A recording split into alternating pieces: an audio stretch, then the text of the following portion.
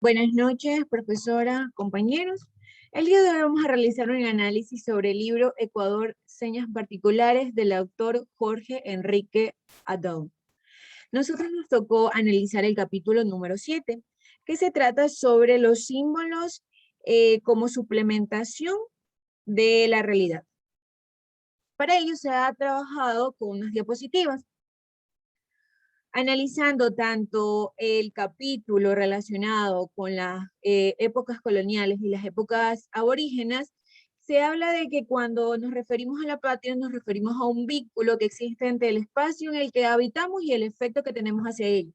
Los símbolos patrióticos son representaciones patrióticas y simbolísticas de un país, frente a otros. Por otro lado, la historia que cada uno de los símbolos tiene son distintos.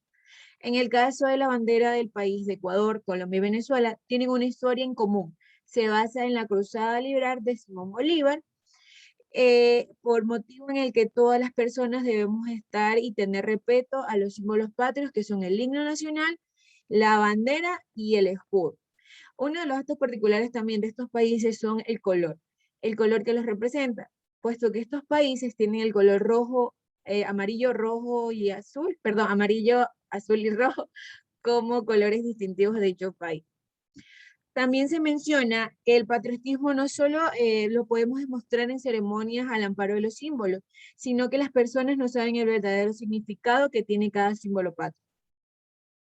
A causa de esto no existe el respeto y la honra que merece la bandera, el himno del escudo en nuestro país. Además, todos los ecuatorianos tenemos que sentirnos orgullosos de nuestro himno nacional, ya que fue comparado con la Marsella y es considerado el segundo lugar el más bonito. Al mismo tiempo, también es uno de los más extensos en cuanto a sus versos.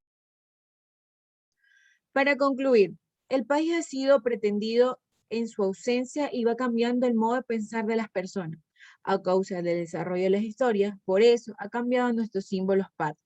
No tenemos que dejar que nuestra identidad como país se pierda, porque el Ecuador es un país diverso, con diversas culturas y riquezas naturales. Debemos aprender que todos somos un solo y que a pesar de la historia que hemos pasado, ha sido trágica, pero siempre hemos salido a dar nuestro lado positivo de dicha situación, ¿no? Entonces, cuando nosotros englobamos lo que son los símbolos del capítulo 7, de los símbolos como suplementación de la realidad, y la época colonial y la época aborigen, se dice que no solo existe un símbolo porque sí, sino que el significado añade ciertas cosas y ciertas situaciones que resultan convencionales. En la cruzada, que no solo se habla de una figura formada por dos líneas que atraviesan o cortan perpendicularmente, sino que también hace un recuerdo de la historia de dicho como tal, ¿no? Entonces, cuando hablamos de la época colonial, hacemos referencia al pasado, a la historia de dichas civilizaciones que, por ende, gracias a hoy, por la historia, conocemos la diversidad de sus culturas y sus riquezas en su momento. Muchas gracias. Hola, muy buenas tardes, compañeros. Bueno, entrando en contexto, el periodo colonial hace referencia a la ocupación de un territorio. Bueno, yo les voy a dar unos ejemplos de obras literarias en época de la colonia.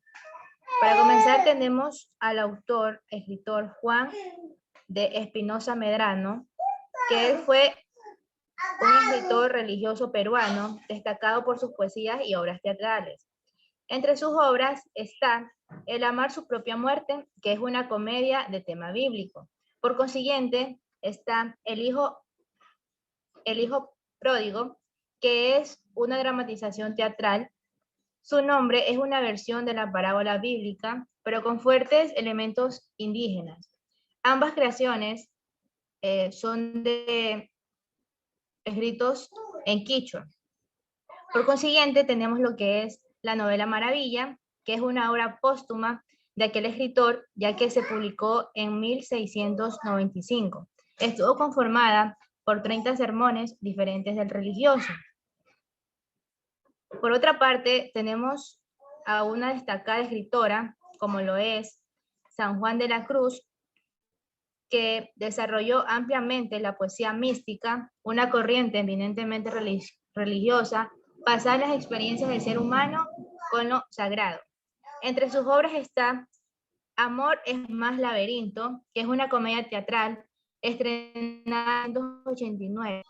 Es basada en el mito de Teseo, héroe cretense, que Sor Juana había elegido como modelo del héroe americano. Por consiguiente, tenemos otra de sus obras titulada Primer Sueño. Este trata sobre la reflexión sobre la naturaleza humana y el nacimiento. Finalmente, está lo que es la Carta de Monterrey, que esta trata sobre una respuesta a la represión intelectual que sufría a través de las autoridades y autores de la sociedad no hispana por causa de la mujer. Esta escritora era destacada también por defender los derechos de la mujer. Entrando en contexto con lo que es el capítulo 7, titulado El símbolo, con su plantación de la realidad, bueno, este capítulo me da a entender que trata sobre las acciones del ser humano, representada en un símbolo, cada uno con su significado e historia. Es decir, nos da a conocer que cada símbolo representa una historia, una realidad. Por ejemplo, el escudo del Ecuador tiene su significado, su historia. En este ejemplo, los colores del escudo representan lo que es el color amarillo, el oro, la riqueza, la agricultura y los grandes recursos naturales que posee el Ecuador. El color azul representa el océano Pacífico y el cielo ecuatoriano. Y el color rojo, la sangre que fue derramada a lo largo de toda la historia en las luchas libertarias. Asimismo, lo que son los himnos nacionales representan una historia plasmada en canción, de lo que vivió aquella época. Englobando todo esto, englobando todo lo expuesto, la literatura de la conquista y la colonia fue basada en la crónica y en los símbolos, donde se plasman muchas de las historias de los soldados que se encontraban en esa época, luchando por sus bienes, por sus territorios. Gracias.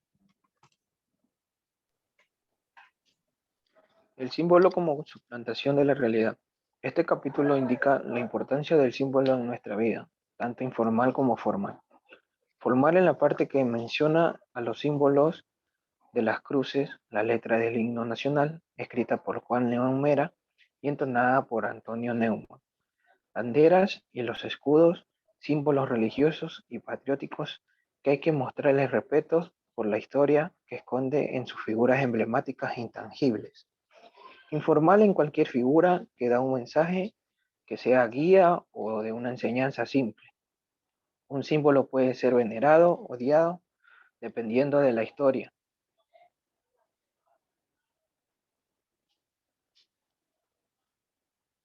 Dentro de este capítulo, que es el número 7, tuve que realizar la poesía que le puse de título La llegada de los españoles, que viene siendo una poesía precolombina.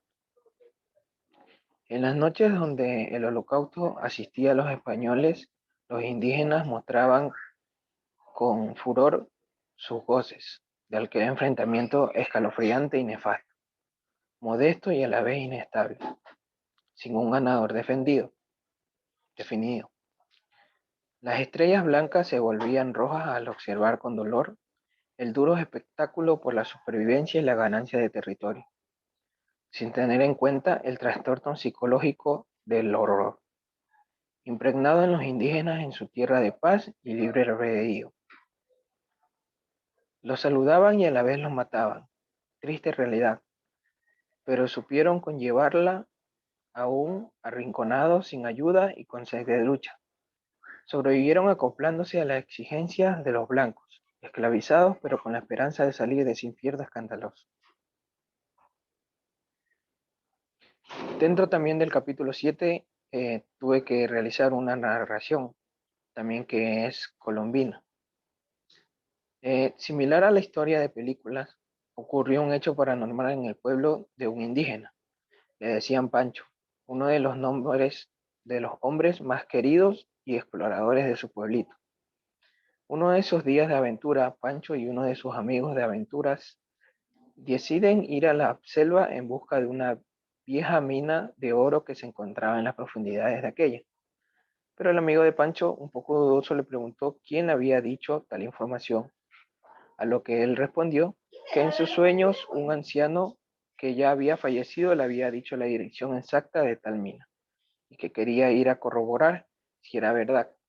Y como en esos tiempos los sueños eran vistos como visiones, Pancho y su amigo se fueron a la búsqueda de tal ansiado tesoro. Dentro de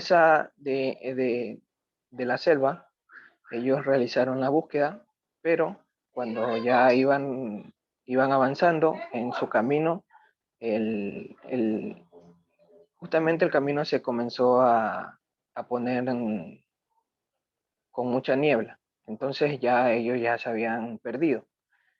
En un momento Pancho ya como que ya se detuvo y entonces él se puso a pensar y decidió no avanzar, pero su amigo él se puso muy terco y entonces siguió caminando.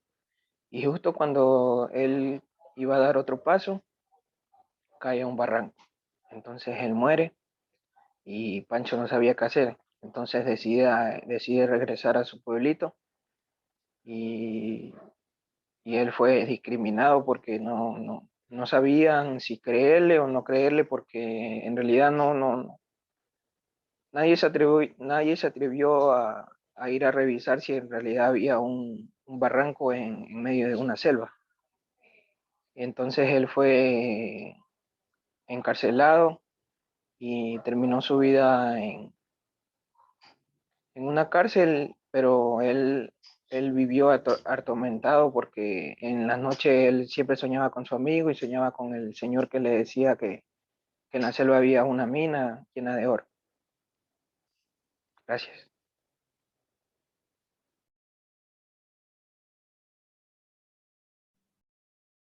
Este ha sido el trabajo de parte del compañero Gilson Santisteban, de la compañera Erika Coral y de mi persona Emily Cedeño.